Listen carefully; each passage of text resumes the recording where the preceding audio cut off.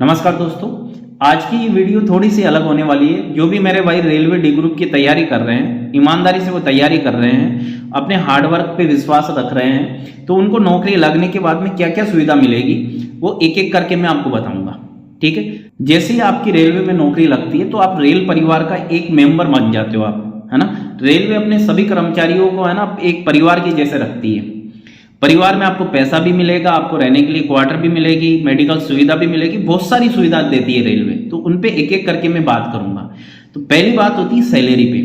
देखो भाई, अगर आज की डेट में आप रेलवे डी ग्रुप ज्वाइन करते हो तो आपकी सैलरी रहेगी 30 से 35 हजार रुपये महीना।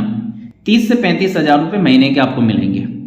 बट जो अभी वैकेंसी चल रही है आपकी, ये 2026 में आपकी ज्वाइनिंग होगी। 25 में तो पॉसिबल ही नहीं है क्योंकि एग्जाम ही नहीं हो रहा अभी तक। तो 26 में इसकी ज्वाइनिंग मान रहे हैं कि 26 में इसकी ज्वाइनिंग हो जाएगी। और 2026 में आ जाएगा 8वां वेतन आयोग। 8वां वेतन आयोग आते ही आपकी सैलरी, मिनिमम सैलरी बता रहा हूँ, 45 से 50 हजार रुपये होगी आपकी। ये रेलवे डी ग्रुप कर्मचारी की बता रहा हूँ मैं। 45 से 50 हजार रुपये पर महीने के आपको मिलेंगे। तो सैलरी अच्छी है, सैलरी में कोई कमी नहीं है।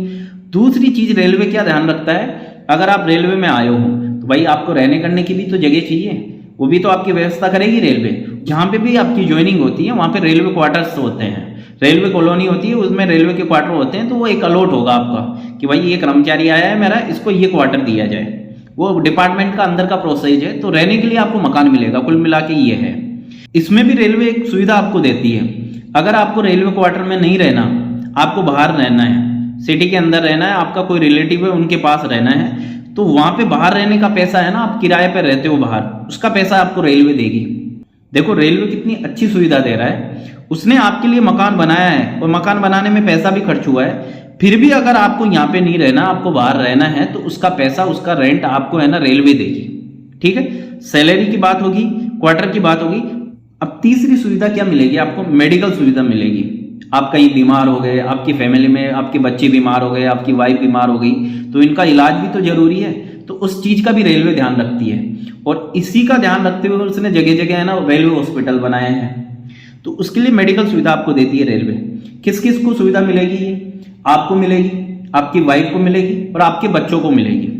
और अगर आपके माता पिता आप पे आश्रित है तो आपके माता पिता को भी, है ना, मेडिकल सुविधा मिलेगी। उसका कोई पैसा नहीं लगेगा, बिल्कुल फ्री में आपका इलाज होगा, आपकी पूरी फैमिली का। ठीक है। देखो चौथी सुविधा है चिल्ड्रन एजुकेशन अलाउंस।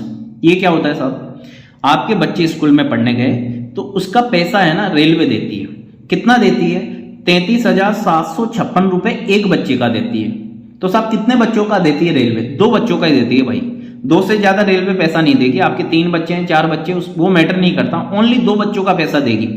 अब कई रेलवे कर्मचारी, है ना, अपने बच्चे को हॉस्टल में रखते हैं, तो रेलवे उनका भी ध्यान रखती है।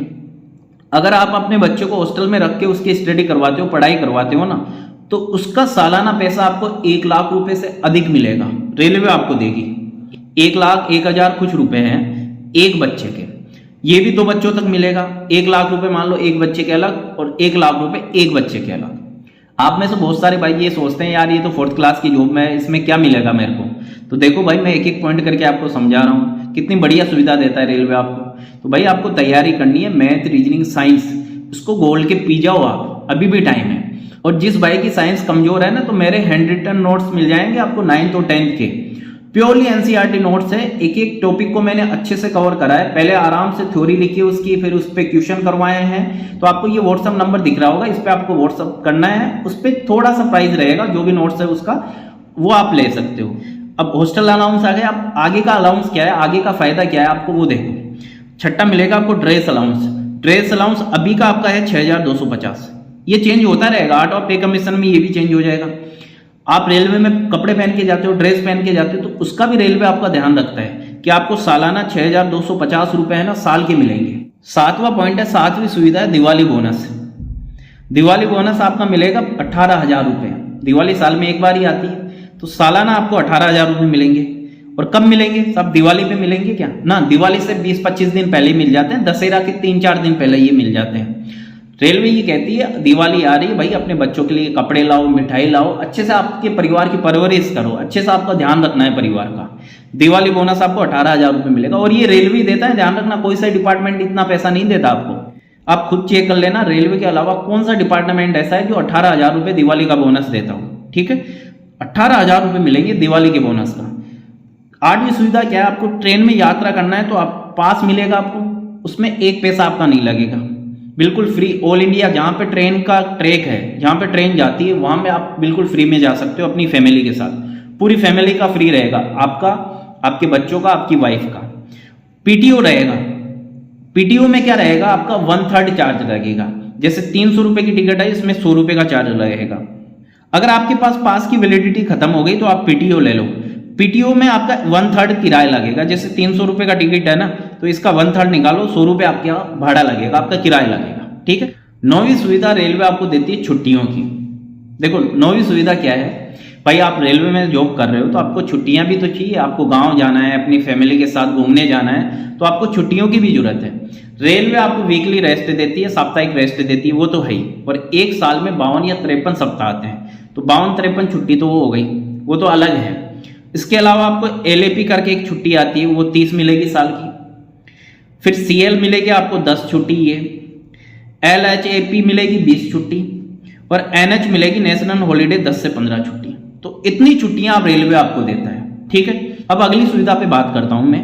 अगली सुविधा आपको क्या मिलेगी रेलवे में और क्या सुविधा देता है रेलवे। जैसे मान लो आपके बच्चा हुआ, भले ही लड़का हो या लड़की हो, कोई वो मैटर नहीं करता, तो उसके जन्म के बाद में और 6 महीने के अंदर आपको 15 छुट्टी देता है रेलवे, कि आप 6 महीने तक ले सकते हो। क्यों देता है, कि आप उसकी परवरिश करो, उसको टाइम दो। आपके बच्चा हुआ है, आपके घर में नया मेहमान आया है, तो उसको आप टाइम दो। अगर आप एक मेल हो तो 15 दिन की छुट्टी आपको मिलेगी। अगर आप फीमेल हो तो आपकी प्रेगनेंसी से लेके डिलीवरी तक 6 महीने की छुट्टी देती है आपको रेलवे, है ना, प्रेगनेंसी से लेके डिलीवरी तक। और आप इसको आपके अकॉर्डिंग ले सकते हो। आपके अकॉर्डिंग कैसे, इसको प्रेगनेंसी के मान लो 4-5 महीने बाद में ले लिए तो 6 महीने की छुट्टी तब मिल जाएगी। उसके बाद में आपको 2 साल की छुट्टी मिलेगी, ये फीमेल को मिलेगी, ध्यान रखना। 2 साल की छुट्टी क्यों सर, आपके बच्चे की देखभाल के लिए। और ये एक बच्चे पे बता रहा हूं, और कितने बच्चों पे मिलेगी आपको, 2 बच्चों पे। तो आप ये देख सकते हो रेलवे कितनी सुविधा देती है। जितनी भी सुविधा है रेलवे जो अपने कर्मचारी को देता है, ये तो मोटी मोटी सुविधा मैंने गिनवाई है। इसके अलावा जैसे मान लो आपने आज ज्वाइन करा रेलवे, आज ज्वाइन करते एक जीडीसी के थ्रू वैकेंसी आती है, ठीक है, जीडीसी के थ्रू आपकी ज्वाइनिंग आज की है, भले ही आज की ज्वाइनिंग आपकी आज ही वैकेंसी आ गई, तो आप वो फॉर्म भर सकते हो। उसमें किस किस की वैकेंसी आती है, उसमें जेई की भी आती है, एलपी की भी आती है, स्टेशन मास्टर की भी आती है, गार्ड की भी आती है, क्लर्क की भी आती है।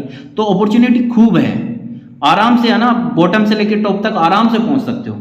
बट वो है कि अभी आपको ईमानदारी से पढ़ना पड़ेगा, फिर आपको डिपार्टमेंट में आना पड़ेगा, रेलवे आपको ज्वाइन करना पड़ेगा, तो ही इन सुविधाओं का फायदा ले सकते हो, ठीक है। तो आपको ये वीडियो पसंद आई होगी, अच्छे से एक मोटिवेशन का काम करेगी, और अच्छे से आप पढ़ाई करोगे। जब तक आपका एग्जाम नहीं होगा तब तक आप ईमानदारी पूर्वक लगे रहो, 100% आपको जॉब मिलेगी, ठीक है मेरे भाई। धन्यवाद।